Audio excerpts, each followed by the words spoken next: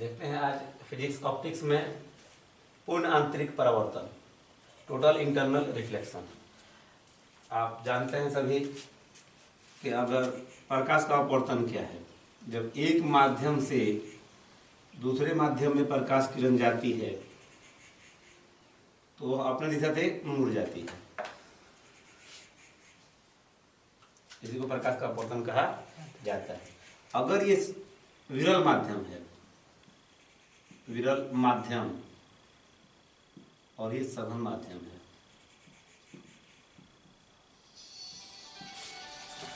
मतलब इसमें प्रकाश की गति अधिक है, इसमें प्रकाश की गति कम है। जैसे कि मान लीजिए ये वायु है और ये कांच, ये कुछ भी कांच या पानी जो भी हो, तो क्या होगा, प्रकाश किरण जब आएगी, इसको निकलना था ऐसे, अभिलंब की ओर मुड़ेगी। कब? जब विरल माध्यम से सघन माध्यम में जाएगी तब, और जब सघन माध्यम से विरल माध्यम में जाएगी तो अभिलंब से दूर भागती है। हमको देखना है पूर्ण आंतरिक परावर्तन। ये बहुत ही महत्वपूर्ण क्वेश्चन है। इसमें हम लोग देखेंगे ऑप्टिकल फाइबर है, मर्चिका है, काफी इंपॉर्टेंट है, जो कि इसी पर डिपेंड है ये। तो इसको ठीक है समझें। देखिएगा क्या है, यह देखेंगे विरल माध्यम से सघन माध्यम में जाने पर अभिलंब की ओर मुड़ती है, और सघन से विरल में जाने पर किधर मुड़ती है? अभिलंब से दूर भाग जाती है। इसी पर काम किया जाएगा, इस बात को समझिए ठीक से। ये सघन माध्यम, ये विरल माध्यम, ये आपतित किरण है, ये अभिलंब है। प्रकाश किरण को ऐसे जाना था और ये इधर दूर भाग रही है। ध्यान से देखें, ये आपतित किरण या अपवर्तित किरण है। अगर हम इस कोण को बढ़ा दें तो ये क्या होगा, और दूर भागेगी। और भगाते हैं हम दूर इसको, तो ये क्या हो जाएगा, ये किरण इस पर आ जाएगी, मतलब ये 90 का कोण बनाएगी, 90 डिग्री। तो देखो, इस कोण को क्या कहेंगे, क्रांतिक कोण कहा जाएगा। क्रांतिक कोण, क्रिटिकल एंगल क्या है, एक बार और समझें। अगर हम आपतन कोण को बढ़ा रहे हैं तो ये अपवर्तन कोण का मान भी लगातार बढ़ते चला जा रहा है। एक समय ऐसा आएगा कि आपतन कोण के लिए ये अपवर्तन कोण का मान 90 आ जाएगा, मतलब इस माध्यम के, दोनों माध्यम का जो सतह है, इस पर ये प्रकाश किरण जाएगी।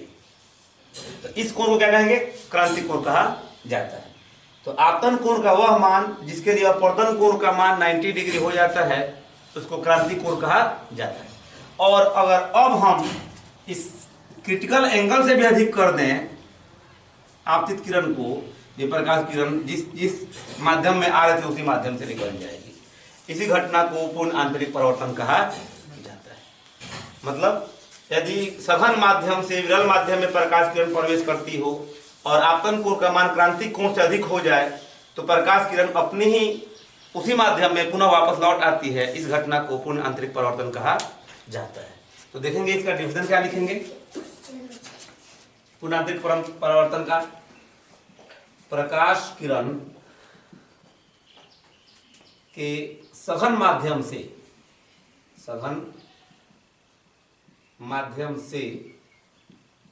विरल माध्यम में प्रवेश करने पर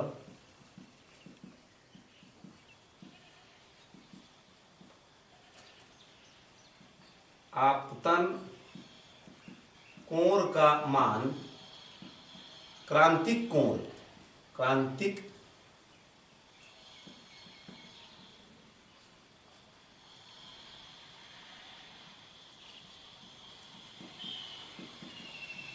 आपतन कोण का मान क्रांतिक कोण से अधिक होने पर प्रकाश किरण पहले ही माध्यम में, सघन माध्यम में वापस लौट आती है। पहले वाले माध्यम में लौट जाती है। इस घटना को पूर्ण आंतरिक परावर्तन कहा जाता है।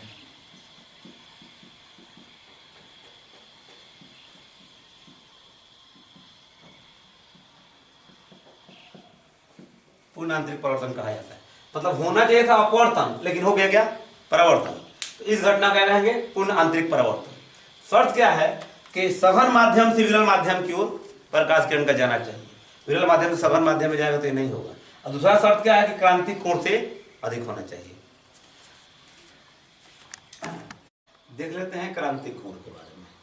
क्रिटिकल एंगल, सघन माध्यम से प्रकाश किरण का विरल माध्यम में जाने पर आपतन कोण के जिस मान के लिए अपवर्तन कोण का मान 90 डिग्री होता है उसे क्रांतिक कोण कहा जाता है। ऐसा भी बताया गया आपको कि अगर ये सघन माध्यम है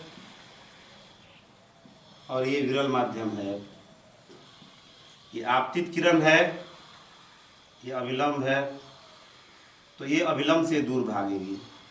ये क्या हुआ, आपतन कोण, और ये क्या है, अपवर्तन कोण है।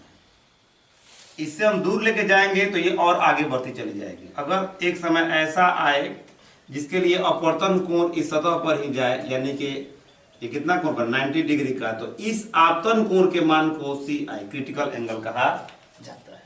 देखिए यहाँ पे कोण कितना बन गया, ये अब अपवर्तित किरण हो गई है। अब इससे बढ़ाएंगे तो ये उसी दिशा में वापस पुनः लौट जाएगी, तो पूर्ण आंतरिक परावर्तन हो जाएगा। तो आपतन कोण के जिस मान के लिए अपवर्तन कोण का मान क्या हो जाए, 90 डिग्री हो जाए, इस आपतन कोण को क्रांतिक कोण कहा जाता है। अब देखते हैं पूर्ण आंतरिक परावर्तन के लिए शर्त। 10th में भी सब पढ़ाएंगे आप लोगों को। पूर्ण आंतरिक परावर्तन के लिए शर्त, पूर्ण आंतरिक परावर्तन के लिए शर्त नंबर 1, प्रकाश किरण का सघन माध्यम से विरल माध्यम में जाना चाहिए। प्रकाश किरण की दिशा सघन माध्यम से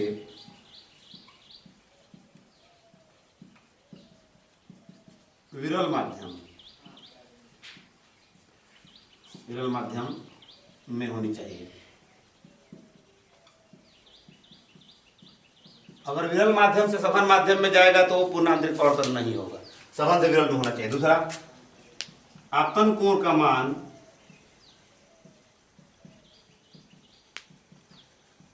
क्रांतिक कोण से अधिक होना चाहिए।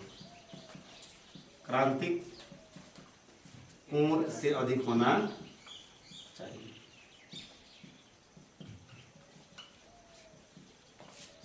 ये 2 कंडीशन है पूर्ण आंतरिक परावर्तन के लिए। अब देखते हैं हम क्रांतिक कोण और अपवर्तनांक में क्या संबंध है। देखते हैं क्रांतिक कोण और अपवर्तनांक के बीच संबंध। मान लेते हैं ये सघन माध्यम और एक विरल माध्यम है, ये क्रांतिक कोण है, यानी कि अपवर्तन कोण का जो मान होगा वो कितना, 90 डिग्री हो जाएगा। क्रांतिक कोण है तो अपवर्तन कोण 90 होगा ही। अब इसको बढ़ाएंगे तो फिर किरण इधर ही वापस लौट आएगी सघन माध्यम में। तो स्नेल ने क्या कहा था, μ1 sin थीटा बराबर μ2 sin theta. sin theta, theta का मान यहाँ पे क्या है, थीटा 1 का मान इस माध्यम में 90 है, थीटा 1 बराबर 90 डिग्री, और थीटा 2 यहाँ पे क्या मान है, बराबर CI क्रिटिकल एंगल मान रख दिया जाए तो μ1 sin 90 डिग्री बराबर μ2 sin CI। 90 का मान क्या होता है, 1 होता है, साइन 90 का मान μ1 गुने 1 बराबर μ2 sin। तो अगर हम इसको इधर लेके आएंगे, गुना में है तो भाग में चला आएगा, 1 बट्टा sin CI बराबर μ2 बट्टा इधर रहेगा μ1। यही है क्रांतिक कोण और अपवर्तनांक के बीच संबंध। अब देखते हैं मरीचिका के बारे में। देखते हैं पूर्ण आंतरिक परावर्तन के उपयोग में दैनिक जीवन में क्या उपयोग है। तो बहुत ही महत्वपूर्ण क्वेश्चन एक बनता है, मरीचिका क्या है ना, मृग। तो यह एक प्रकार का प्रकाशीय भ्रम है ना, जिसके कारण गर्म स्थानों जैसे मरुस्थल, डिजर्ट में गर्मी के दिनों में पानी की सतह दिखाई पड़ती है, लेकिन निकट जाने पर पानी की सतह नहीं रहती है। मतलब पानी की सतह का आभास होता है दूर से देखने पर, मरुस्थलों में रेत के कणों के ऊपर। इसी भ्रम को, प्रकाशीय भ्रम को मरीचिका कहा जाता है। तो डिफरेंस क्या लिखेंगे, वह प्रकाशीय भ्रम जिसमें गर्म स्थलों जैसे मरुभूमि या मरुस्थल में गर्मी के दिनों में पानी की परत का आभास होता है, परंतु निकट जाने पर पानी दिखाई नहीं देता है। क्या कहलाता है? मरचिया कहलाता है। और सबसे महत्वपूर्ण बात है कि होता कैसे है। तो मान देखिए, जैसे कि अगर ये मरुभूमि है, मरुस्थल है, रेत के कण है, तो यहाँ पे गर्मी के दिनों में क्या होते हैं, बहुत अधिक गर्म हो जाते हैं। जो कण है ये रेत या बालू के जो कण है काफी गर्म रहते हैं। इसके कारण इनके निकट की जो वायु होती है वो अधिक गर्म होती है। निकट की वायु क्या होती है? अधिक गर्म। अधिक गर्म होने का मतलब क्या हुआ? विरल माध्यम बना। गर्म वायु क्या होती है? विरल होती है। और इसके ऊपर जो होती है जो वायु है वो क्या है? सघन है, कम गर्म है, जिस कारण क्या बना? सघन माध्यम। ध्यान से देखेंगे, एक बार समझें कि गर्मी के दिनों में जो रेत के कण है या मरुस्थल में जो भूमि है बहुत अधिक गर्म हो जाती है। इसके उष्मा के कारण इसके निकट की जो वायु है क्या अधिक गर्म रहती है। अधिक गर्म वायु क्या होती है? विरल होती है। और जो उससे कम गर्म है वो क्या है? सघन है। तो जब इस सघन से विरल में प्रकाश किरण आएगी यहाँ पे अगर ये लेयर, तो क्या होगा? और इसका मान अगर क्रांतिक कोण से अधिक होगा तो ये क्या हो जाएगी? ये क्रांतिक, ये इसका मान अगर CI से अधिक हो जाए क्रांतिक कोण से, तो ये पूर्ण आंतरिक परावर्तन होगा यहाँ पे। जिस कारण अगर यहाँ पे कोई वस्तु रखी हुई है, पेड़ वगैरह रहते हैं, उनका प्रतिबिंब यहाँ पे दिखाई देता है और पानी की सतह जैसा आभास होता है। इसे क्या कहते हैं? मरचिया कहा जाता है। बराबर समझेंगे कारण। होता क्या है, मरुभूमि में गर्मी के दिनों में जो इसके कण है वो क्या होता है? अधिक गर्म हो जाते हैं, जिस कारण इसके निकट की वायु जो है वो अधिक गर्म होती है और उसके ऊपर कम गर्म वायु होती है। तो कम गर्म और अधिक गर्म में जो कम है वो सघन है, वो क्या है? विरल है। जब प्रकाश किरण पड़ती है, जब क्रिटिकल एंगल से अधिक पर पड़ती हैं, तो सघन से विरल माध्यम में जाती हैं, जिस कारण इनका पूर्ण आंतरिक परावर्तन होता है। और इनके इस परावर्तन के कारण यहाँ पे चमकीली सतह दिखाई पड़ती है, जिसमें प्रतिबिंब भी दिखाई पड़ता है पेड़ वगैरह का। इसी को क्या कहते हैं? मरचिया कहा जाता है।